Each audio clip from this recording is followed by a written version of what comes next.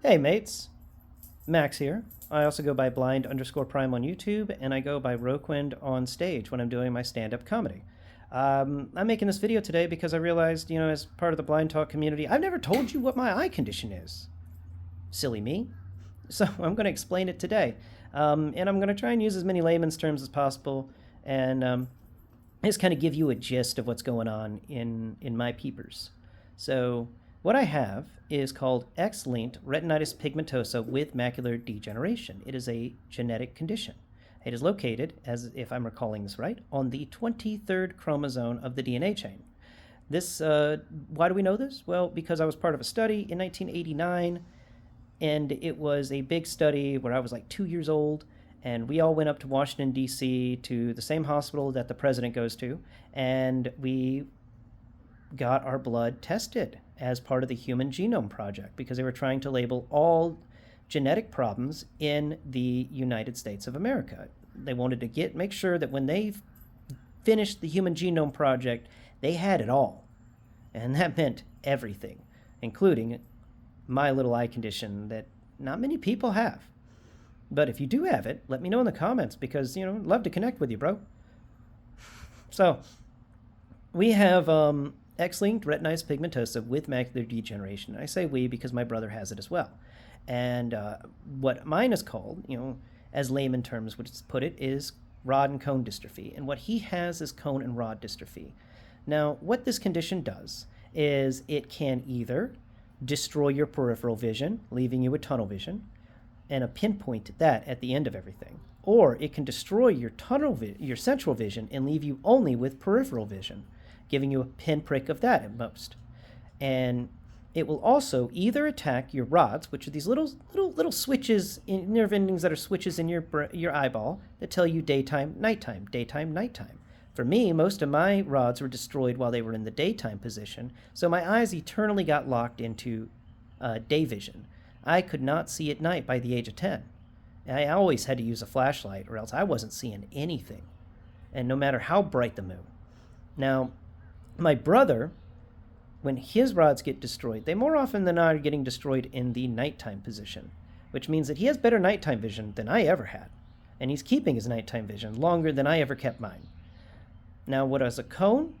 Because they're also getting destroyed in the eyes. And a cone is, think of a, cone of frost or anything like that, but put the wide end of the cone down on the ground and put the tip towards the sky, similar to a Christmas tree. I've always imagined them looking like Christmas trees. And then you put these little things all around them, little nerve-ending hairs, and you just make it into a cone of kind of little hairs, at least in my mind, how I like to think of it. And when light waves come in through your eyes, if it's a red wave, it will actually hit that cone, and then the red little filaments in that cone activate, and they tell the brain red is there. And if the yellow comes in, it will hit different parts of the cone, and those parts activate, letting you know that yellow is there. And for me, I actually kept a lot of my cones, so I was able to figure out colors very easily, even though I didn't have night vision. And for my brother, he's losing more cones than me.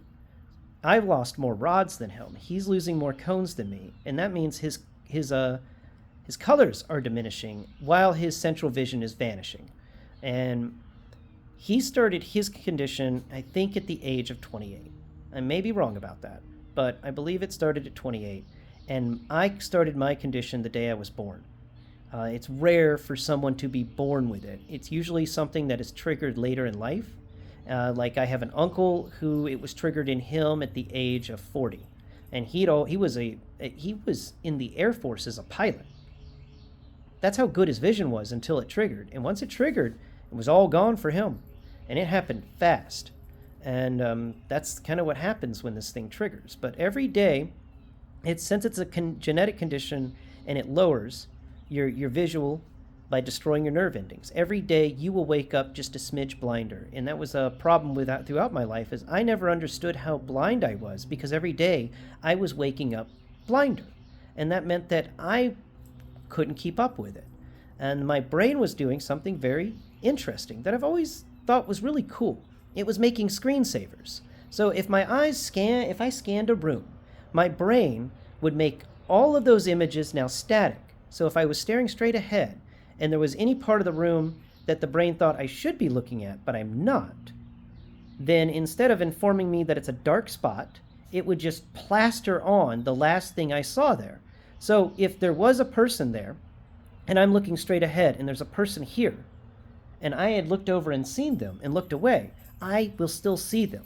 If I continue to look straight ahead, and they walked away, I would still see them there. They would still exist in that spot as a perfect image, just a snapshot. And it took me years to figure out that my brain was doing this. And what it was is I was in college whenever I figured this out. And we were eating French fries. And I had slid mine over to the side a bit, and I was talking to somebody and had my head tilted just a little bit. But if I had perfect vision, I would have still seen the French fries. Another friend of mine ate my French fries, but I didn't see his hand. And to me, the French fries were still full. So when I turned around to look at the French fries, they vanished. Like they were there, and then the box was empty. And I was like, what happened? They're like, sorry, I ate your fries. I'm like, no, I mean, like they just a second ago looked full. And I then got another friend, I'm like, okay, let's try this out. Grab your hamburger, set it there. And then, and they'd set it there, and I looked straight ahead.